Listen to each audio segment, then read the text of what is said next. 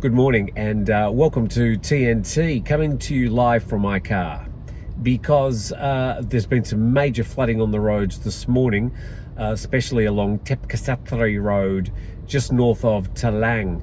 Now, for all of you people that are not aware of Phuket, Phuket does have some flooding from time to time when it rains heavily.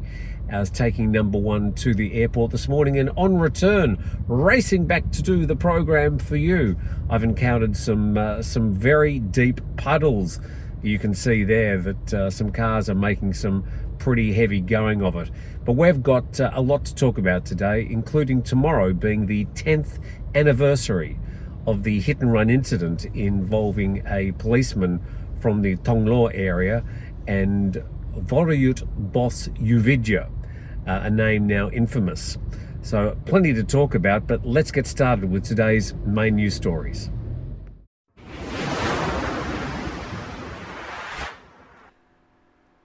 Yes, I did get back home in one piece. Welcome, friends. Thank you very much for joining us, and also acknowledging our sponsor, 5 Star Marine. There's a link in the description if you'd like to go for a little bit of a trip. Pretty much you wouldn't have had to have gone too far to have had a trip on the water in Phuket this morning. Some people making some pretty heavy going of it.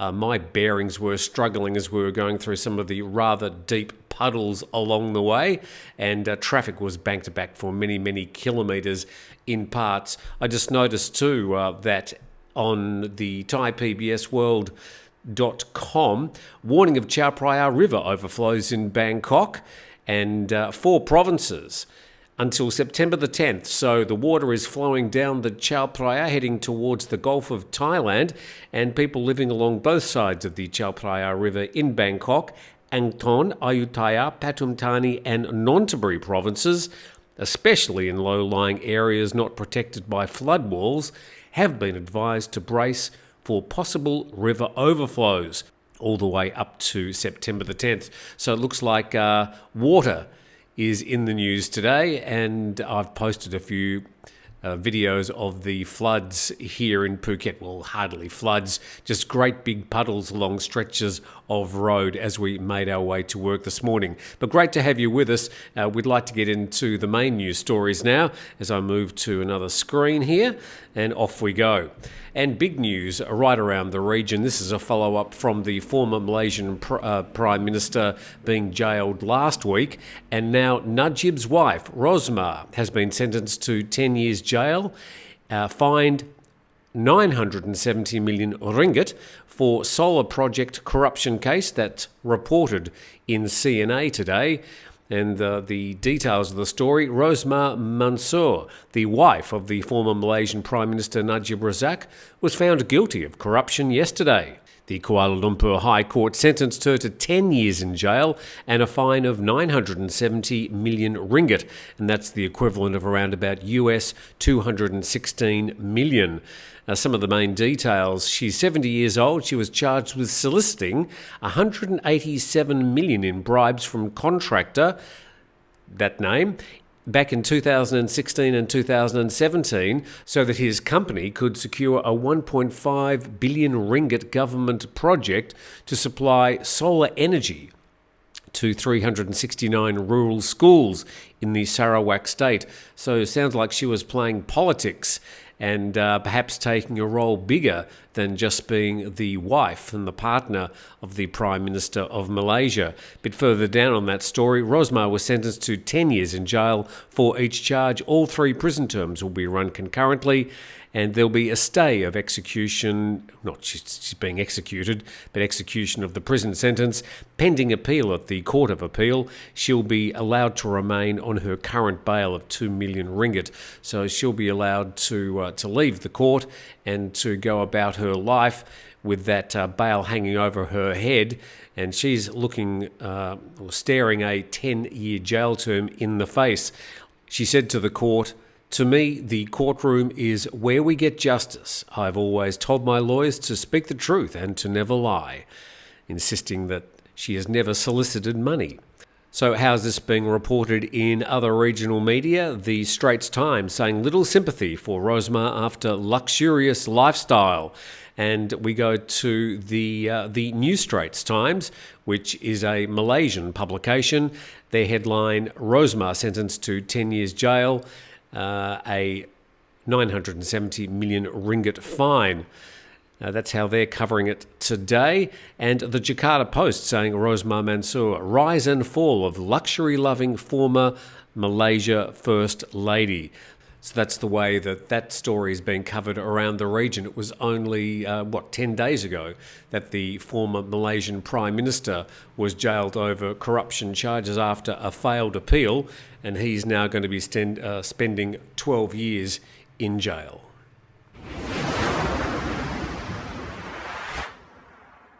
You're watching TNT. Thank you for joining us, and thanks to our major sponsor, 5 Star Marine. Yes, you can get in a boat like this and go to an island like this, and there's a link in the description if you'd like to contact 5 Star Marine. And to some local news now, creditors OK revised Thai rehab plan, reported in the Bangkok Post, of course, about the Thai Airways, and the national carrier gets a vote of confidence as recovery proceeds faster than earlier expected, they say. And some key points in this story. Creditors of Thai Airways yesterday approved a new rehabilitation plan in what the airline calls a major step forward on its fight back to full recovery. No, a flight back to full recovery. And the third paragraph, the result will now be reviewed by the Central Bankruptcy Court, which has been scheduled for about 2 weeks' time.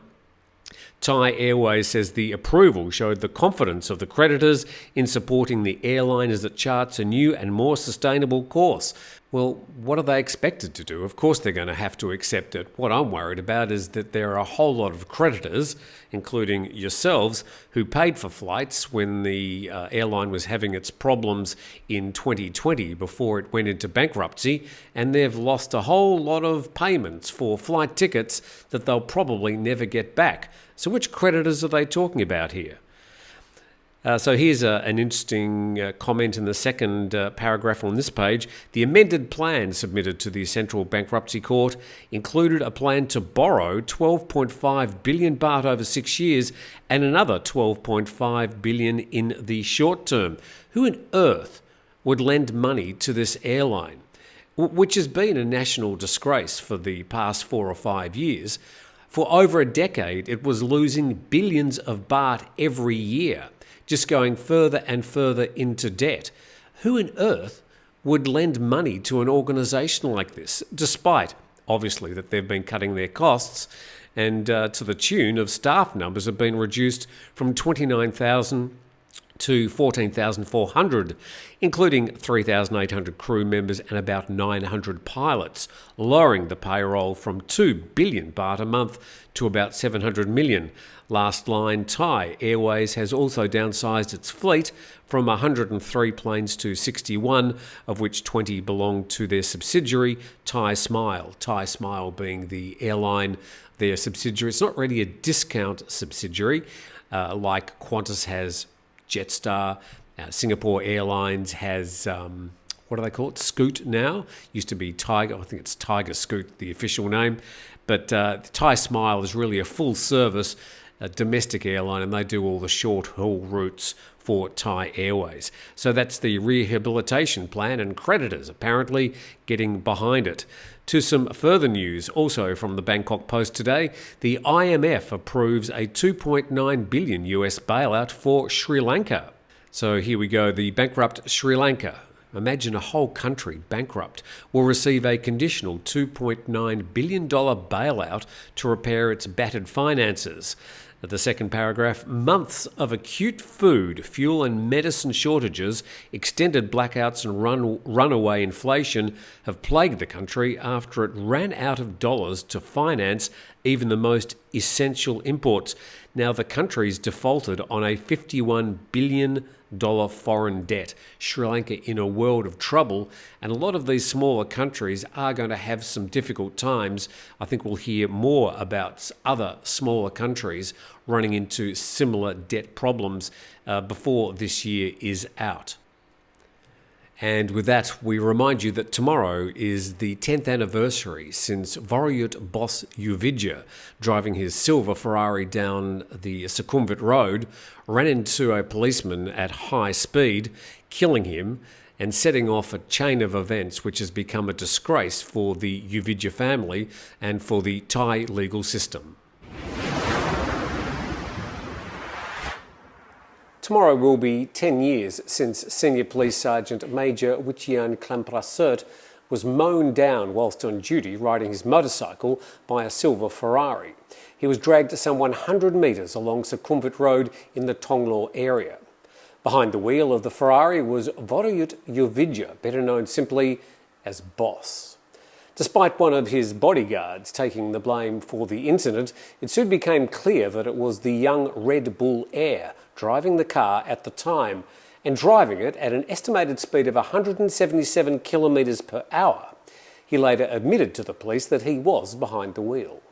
He wasn't arrested, and despite many calls for him to present to court and acknowledge the charges, he hasn't.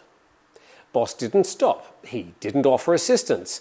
This disgrace to the memory of his grandfather Chaleo Uvidya, the co-founder of the Red Bull brand in Thailand, is now living somewhere overseas, seemingly out of reach to the Thai justice system. With Thailand's legal system, only one charge remains in play after several other charges have now lapsed under the statute of limitations. That's the charge of hit and run. That will run until September the 3rd, 2027.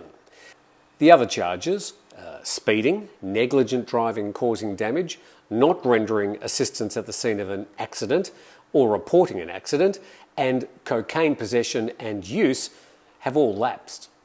Good for Boss, but bad for the image of the Red Bull empire, the Uvidya family and the Thai legal system. Boss fled Thailand in the Uvidya family private jet in 2017, leaving it on the tarmac of Singapore and vanishing.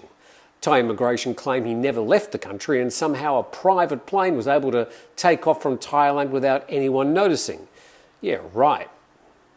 Not that the Thai police haven't been trying to find him. They've advised Interpol. That's about it.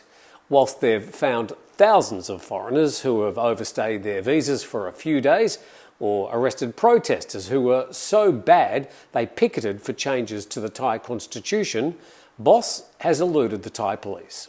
Despite help from Thai media who have tracked Boss down 3 times now and photographed him in each case, the Thai police obviously haven't got the resources or the incentive to go after this little shit. He's been variously seen in London, Dubai and Austria and at Red Bull events. And remember, Boss mowed down one of their own, a fellow police officer. But the lack of attention bringing Boss to justice hasn't gone completely without notice. The Thai Prime Minister was so concerned he called for an investigation.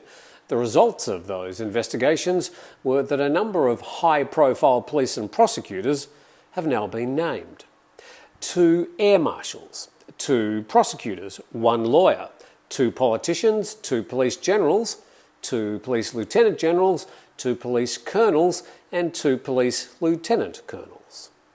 Heaven forbid there's even been allegations, none of them proven, that some people could have even been paid to remain silent or go slow on the investigation.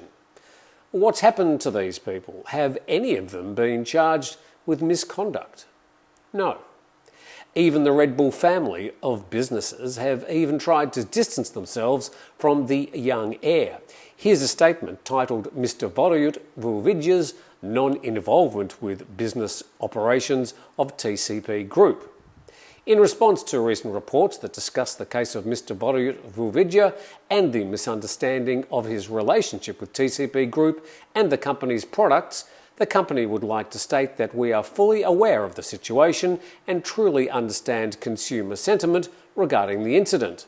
As such, TCP Group would like to clarify that Mr. Vorayut Uvidya has never assumed any role in the management and daily operations of TCP Group, was never a shareholder, nor has he held any executive positions within TCP Group, etc., etc. On the board of the TCP Group, the owners of the Red Bull brand, amongst others, are 5 names sharing the Uvidya surname, including the CEO, 2 managing directors and 2 directors. The chairman of the board is Pawana Langtara, one of Chileo's children. The father of boss is Chilerm Uvidya, estimated by Forbes to be valued around $20 billion. He was named in the Panama Papers and has an elaborate parade of companies registered in the British Virgin Islands. All tomorrow will prove, despite the media's earnest headlines and demands for justice on this 10th anniversary of the hit-and-run incident, is that some things don't change in Thailand. The rich and powerful have the money to pay off the people that matter, and the circle of corruption continues in the land of smiles. Boss knows it, the Uvidya family knows it, the Thai people know it, the Thai police and authorities know it, and you know it. This is the TNT program, the last day of the week. Tomorrow we'll be doing our live program at 9 a.m. Thai time. Be nice if you could drop in and join us as we'll go through anything that's on your mind. Maybe I can answer some questions. Maybe you'd like to challenge me on some of the things that have been said during the week. It's open slather. That's tomorrow at 9 a.m. Thai PBS World this morning says protests at Ratcha Prathong this weekend to demand removal of the 3 Ps. So the question is, what are the 3 Ps? The 3 Ps are the Acting Prime Minister, Prawit Wongsuwon, the Defence Minister and former Prime Minister, who was suspended from duty as Prime Minister by the Constitutional Court, that's Prayut Chan-o-cha, and the Interior Minister, Anupong Pauchinda. So they're the 3 Ps. The person who's heading up the United Front of Democracy Against Dictatorship. They're the group who have been the major group protesting for the past 2 years against the government and organising most of these street protests. Told a news conference yesterday, as long as the 3 individuals are still in the government, the next general election may not take place. He alleged that this power clique, sort of like a gang of 3 that they've been accusing these 3 former generals who used to be buddies in the army, will cling on as long as they can while sending out misleading messages to the public claiming that they are not attached to their positions and are willing to leave at the right time. That story in Thai PBS World. And that looks like I've come to the end of my stories after a very busy 2 or 3 hours this morning, running to the airport, getting caught in floods, racing back and getting the program ready. But we got to the finish line. Thank you so much for watching, and I really appreciate your patronage and your joining in each day. Hopefully I might see you tomorrow. Otherwise, have a fantastic weekend. Thank you to our sponsors, 5 Star Marine. Have I forgotten anything else? We'll see you Monday.